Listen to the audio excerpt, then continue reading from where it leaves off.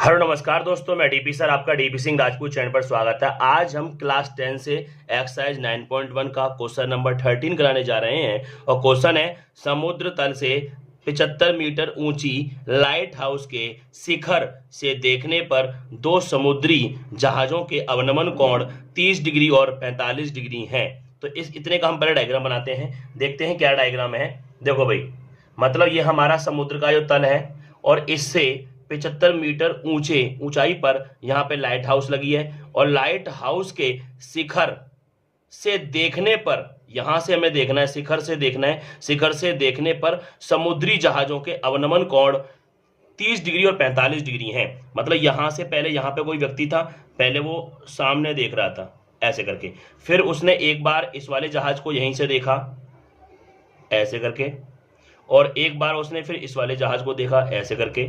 तो यहाँ पे दो एंगल बने हैं, एक एंगल ये वाला बना है और एक एंगल ये वाला बना है। तो आपको दो एंगल डायग्राम में दिख रहे होंगे।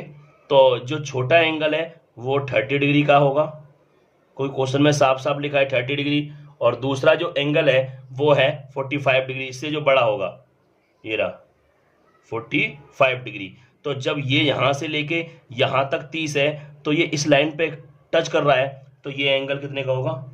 ये एंगल होगा हमारा 30 डिग्री का, ठीक है। और ये वाला एंगल यहां से इस लाइन पर बन रहा है, तो ये इसके बराबर हो जाएगा 45 डिग्री के, ठीक है।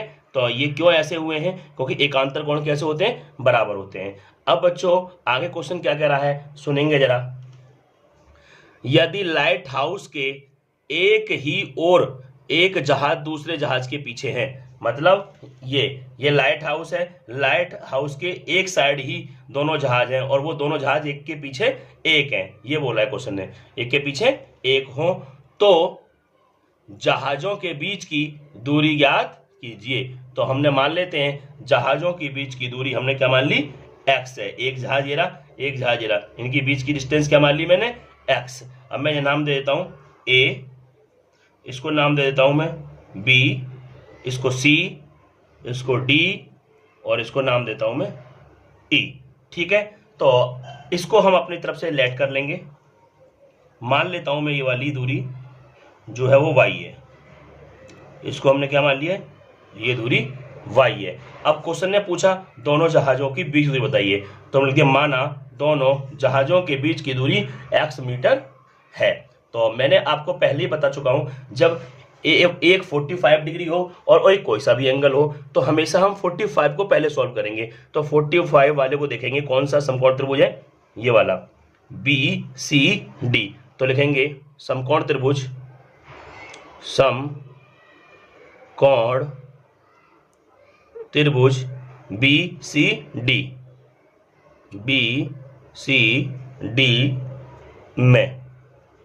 में, ठीक है।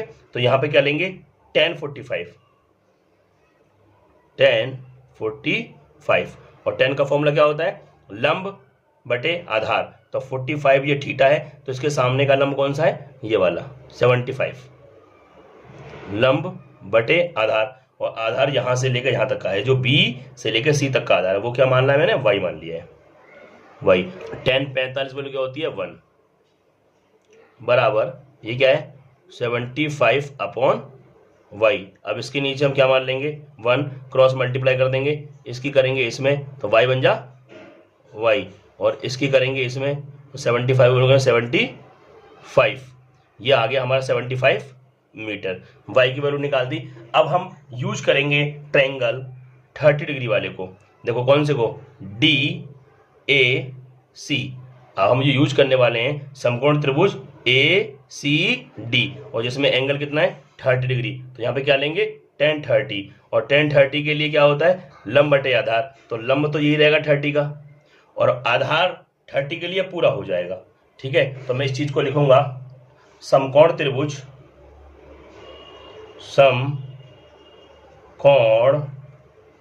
त्रिभुज, बोलो ACD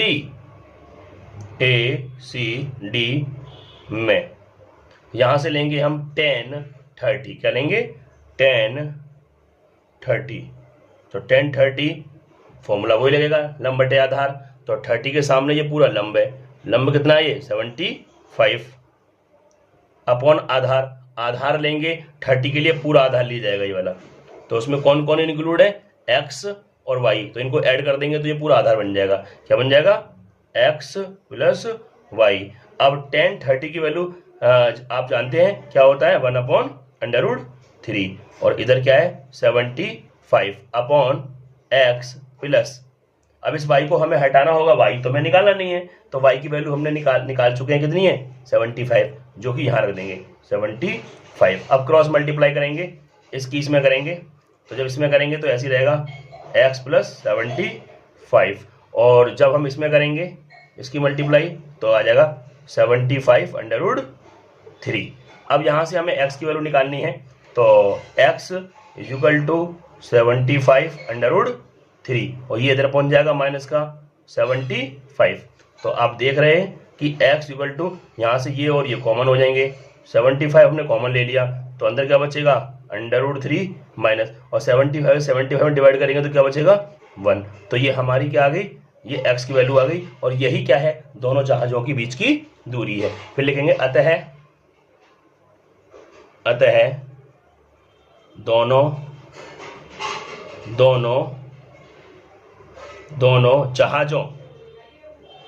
जहाजों के बीच की दूरी, और जो x है उसकी वैल्यू डाल देंगे कितना 75 ब्रैकेट में √3 माइनस 1 मीटर है। दोनों जहाजों की बीच की दूरी ये आ गई। यदि आपको हमारी वीडियो अच्छी लगी हो, चैनल को जरूर सब्सक्राइब करें। अब हम एक बार पूरे क्वेश्चन को दिखाते हैं।